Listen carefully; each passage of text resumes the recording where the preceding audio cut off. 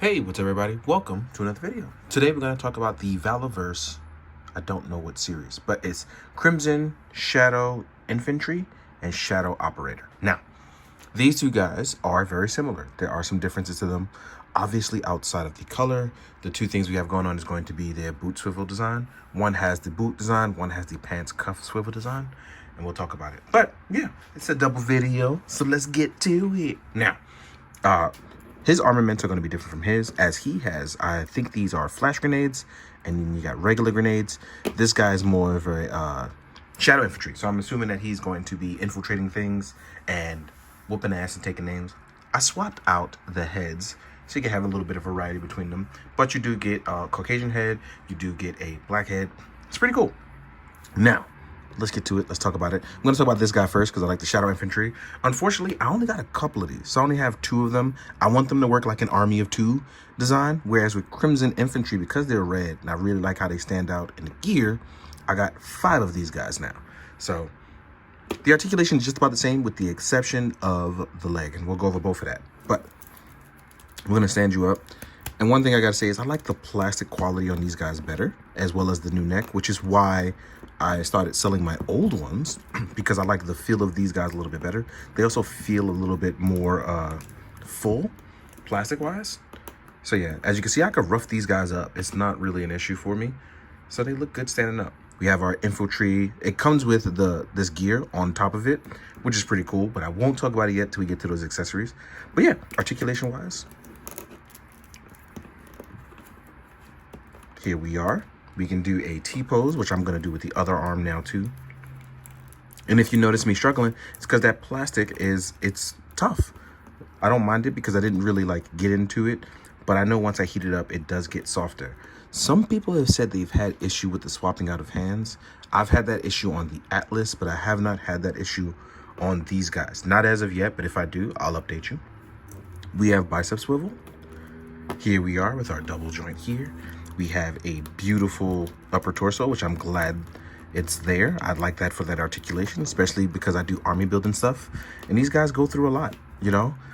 Shout out to my boy Chris. I haven't heard from him in a while, but Chris used to make jokes about all my army builders need a union because I put them through the works. And he's right. He's absolutely right. The biggest thing about this on the newer bodies is that we have the new neck, right? So you get the new under neck as well as the ball joint here. So that's double the movement. And because of that, you get increased level of articulation and expression. That means you can tilt, you can push the head back, you can rotate. As you can see, it's more freeform and expressing, and I like that. We will get the under ball joint too, which allows for more movement. So that's double the movement there as well too. As you can see with our legs, I was able to bust a split with no problem. Right? We have our push down gap here. So we have the drop down hips. In case you're wondering, it does get a little loose. That stuff doesn't bother me, but I know it will bother some people if that is going to be the issue. You have two things you can do. You can do the pledge floor cleaner technique, or you can hit it with the kikis. So whichever works. I'm gonna push these back down, right? As you saw, we have a thigh swivel. We have a beautiful pinless double joint, and we have that pants boot swivel. That cut is gonna be ugly for some. Again, does not bother me in terms of articulation, but yeah. And then we have the generous ankle pivot. You probably lose it going forward on this one. This will probably be the one where you lose it going forward, but I think it will still work. I'll have to test it further, and we'll get to talking about that. But I think you can test this one a slight bit further. But as you can see here, you can bust down with the crouch poses. You can actually get into, what's really cool is, if you have like a sniper rifle or things like that, you can actually get into laying on the floor. And because with this new neck peg, you can actually have them crouching on the floor. And it actually looks really like, so yeah. I know this sounds crazy, but you can get your solid snake on. And that's actually pretty cool. With the red one, you have all the same articulation. I think the only difference here is going to be our boot is cut lower. Oh, no, it's the same boot. Oh, hold on. That's fascinating. I didn't even notice it. The boot cut is the same. It's not on the boot. It's on the pants. I would have not noticed that until just now. Of course I wouldn't notice that until now because I was tripping. Wow, I just noticed that. So it is the same. I do notice that the reds now, with a deeper look, these reds are slightly different as well too. I didn't notice that before. Okay. Wow. I learned something new. And then these grenades are actually removable, but we're going to talk about those in the accessories. But yeah, okay. I learned something new. Look at that. I learned something during my own video. So now with these guys being cool the way they are, we're going to sit down, chat about those accessories. Let's get to it. All right. Now, as we talk about the accessories, I know I talked about a couple things. One of the cool things is they come with their gear on. So what's really cool is you can actually like remove the oh, wait. Am I having trouble? Yeah, I'm going to have some trouble. You can actually remove these magazines. I don't know if you see it wiggling. I don't have the fingernails right now, but you can remove these magazines. There's also a silencer. No, sorry, the word is not silencer. It's a suppressor that you get for their handguns. Now, I'm going to talk about this because it comes stored in the back. So you get a suppressor for each one. And both of them do have it, both Shadow and Crimson Infantry. Damn, without nails, this is really hard to do. And you also will have these grenades on. So in the Crimson Infantry, Shadow Crimson Infantry, you will get smoke grenades and you'll get regular grenades. These are removable. So without nails, it's hard for me to do it, but they do come out. And that is pretty cool because you get a lot of armaments for like 30 bucks. Look. And then, like I said, I'm an army builder guy. I like army building. I like doing cool stuff like this. And you can kit bash your own. We'll get into that in a second. Now, we're going to play this game called Name That Weapon. Because we all know I'm terrible at this. But you will get a submachine gun. It has a suppressor, built-in suppressor on it. And on the Crimson one, it's gray and black. The magazine is also removable. So you can do shots where you're like reloading. Like I showed you before, head sculpt-wise, you will also get a black sculpt. Like I said, I really, really appreciate that. You will also get a helmet with a set of goggles for the night vision. So you also get a Crimson helmet. You can actually plug this in. Let me see if I can. Oh, nope, I had it wrong. And it does plug in over the head for the eyes. Rotate up, rotate down. It's actually... So you can have fights, technically in night vision.